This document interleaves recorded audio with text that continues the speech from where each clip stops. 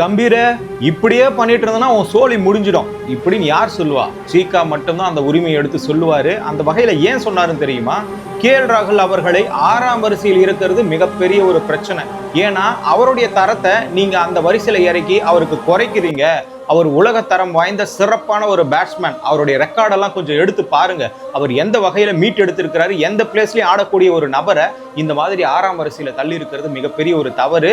அப்படி அக்ஷர் பட்டேல் நல்லா விளையாடுறாருன்னா அருமையாக தான் விளையாடுகிறாரு. அதுக்கும் சீகா சப்போர்ட் பண்றாரு, நல்லா தான் பிளே பண்றாரு. ஸ்ரேயஸ் ஐயரும் நல்லா தான் பிளே பண்றாரு.